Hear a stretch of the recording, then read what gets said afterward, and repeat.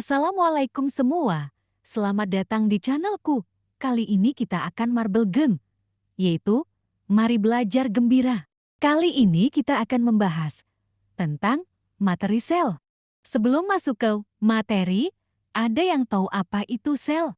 Sel merupakan unit organisasi terkecil yang menjadi dasar kehidupan dalam arti biologis. Semua fungsi kehidupan diatur dan berlangsung di dalam sel.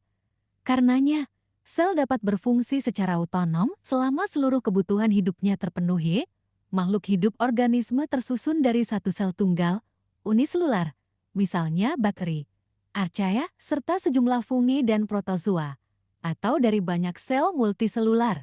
Sel ditemukan pertama kali pada tahun 1665 oleh seorang ilmuwan Inggris bernama Robert Hooke saat mengamati sayatan gabus dari batang tumbuhan yang sudah mati dengan mikroskop sederhana. Hooke menemukan ruang-ruang kosong yang dibatasi oleh dinding tebal. Ruang-ruang tersebut akhirnya disebut selula atau disingkat menjadi sel. Sel juga dipahami sebagai kesatuan atau unit struktural makhluk hidup. Ahli botani Jerman Jacobs Claiden mengamati sel tumbuhan secara mikroskopis, sedangkan sel hewan diamati oleh Theodor Schwann. Keduanya menyimpulkan bahwa setiap makhluk hidup tersusun atas sel-sel. Kemudian, ada organisme bersel tunggal dan ada juga organisme yang tersusun atas banyak sel. Sel tersusun atas berbagai komponen yang membentuk sebuah struktur. Berikut susunan struktur dari sel. Pertama, membran plasma. Membran plasma atau selaput plasma, disebut juga membran sel, adalah selaput sel paling luar yang tersusun dari molekul lipoprotein, fosfolipid, dan protein dan molekul-molekul lain yang menyempurnakan struktur membran. Protein yang membentuk membran plasma adalah protein intrinsik atau integral dan protein ekstrinsik atau perifer. Pada membran plasma juga terdapat molekul kolesterol. Membran plasma memiliki ketebalan antara 7,5 hingga 10 nanometer. Membran plasma memiliki sifat semi-permeabel atau selektif permeabel. Kedua, sitoplasma. Sitoplasma adalah bagian sel yang berfungsi sebagai tempat penyimpanan bahan kimia sel yang penting bagi proses metabolisme sel. Sitoplasma terbentuk dari air, protein, lemak, karbohidrat, mineral, dan vitamin. Ketiga, dinding sel. Dinding sel adalah komponen yang menentukan bentuk sel dan berfungsi sebagai penguat serta melindungi protoplas. Dinding sel hanya ditemukan pada sel tumbuhan dan tidak ada pada sel hewan. Dinding sel memiliki ketebalan yang bervariasi tergantung umur dan tipe sel. Semakin tua umur sel, semakin tebal dindingnya. Namun, ada beberapa sel yang tidak mengalami penebalan dinding. Dinding sel dibedakan menjadi 3 bagian pokok berdasarkan perkembangan dan strukturnya. Bagian itu adalah lamela tengah, dinding sel primer, dan dinding sel sekunder. Lamela tengah dan dinding sel primer dimiliki oleh semua tumbuhan, tetapi hanya sel yang dapat mengalami penebalan saja yang memiliki dinding sel sekunder. Keempat, inti sel atau nukleus. Inti sel adalah komponen sel bermembran yang berbentuk bulat atau lonjong seperti cakram. Nukleus terletak pada sitoplasma, biasanya di tengah sel. Namun, ada juga tumbuhan yang memiliki nukleus yang terletak agak ke tepi sitoplasma. Biasanya sel tumbuhan dan hewan memiliki satu nukleus, tetapi ada juga yang lebih dari satu. Contohnya sel otot lurik. Nukleus memiliki ukuran yang lebih besar daripada organel sel lainnya, yakni antara 10 sampai 20 nm.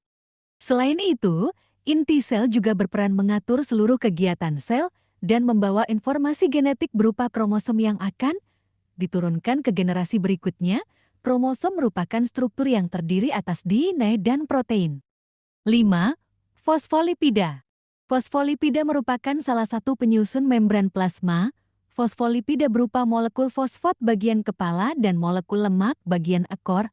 Fosfat bersifat hidrofilik dan bagian lipid bersifat hidrofobik. Dalam susunan sel, bagian fosfat menghadap ke arah luar dan dalam membran plasma, sedangkan bagian ekor terdapat di tengah-tengah. 6. Protein membran. Protein membran adalah protein yang terdapat pada membran sel. Banyaknya protein dalam fosfolipid bisa mencapai lebih dari 50% dari membran tersebut. Penyebabnya adalah struktur protein yang lebih besar dan lebih kompleks daripada struktur lemak.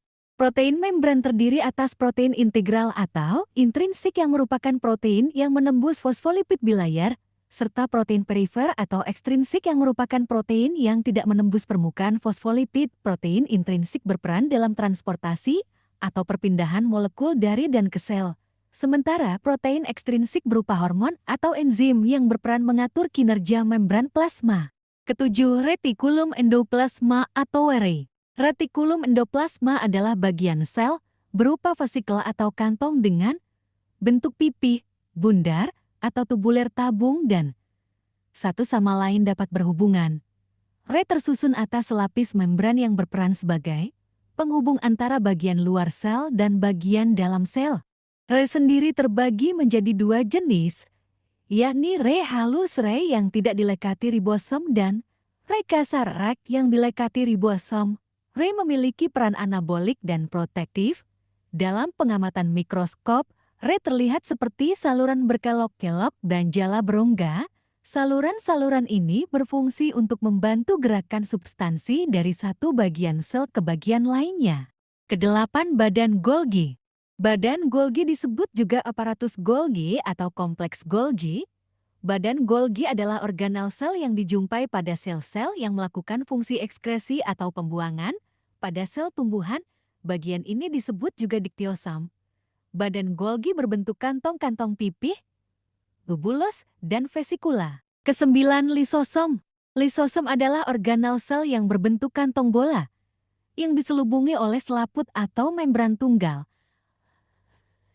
Lisosom berisi enzim hidrolitik seperti glukosidase, fosfolipase, protease, nuklease, lipase, dan fosfatase.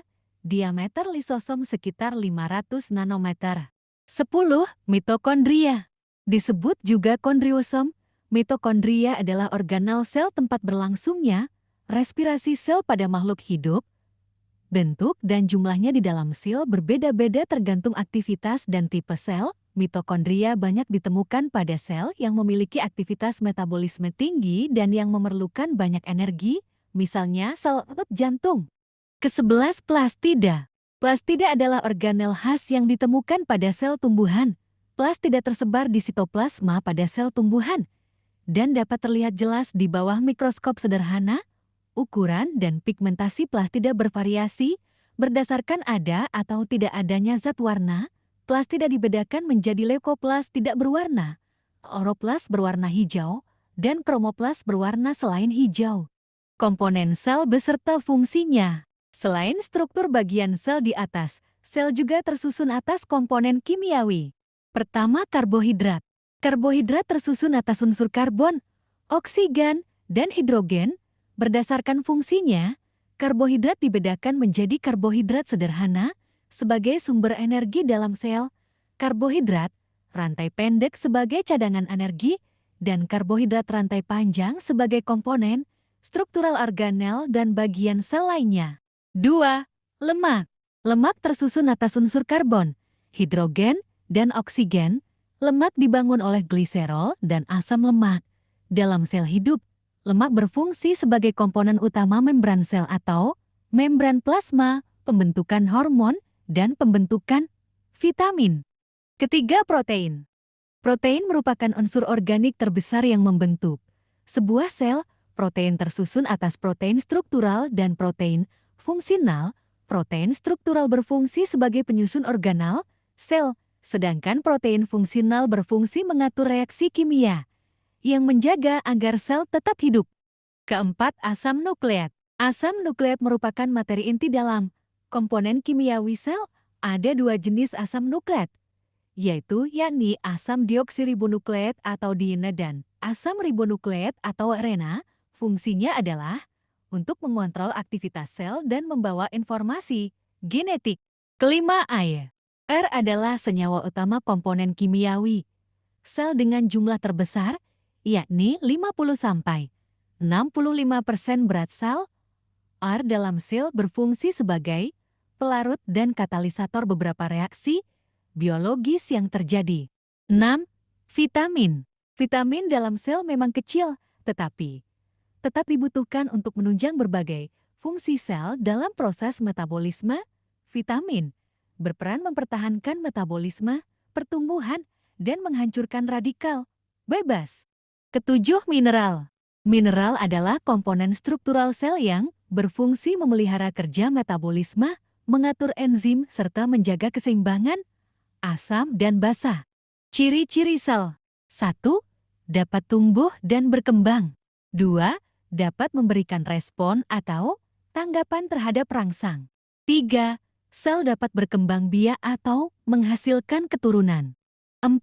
Sel dapat melakukan pencernaan, intraselular digestif dan pengeluaran ekskresi.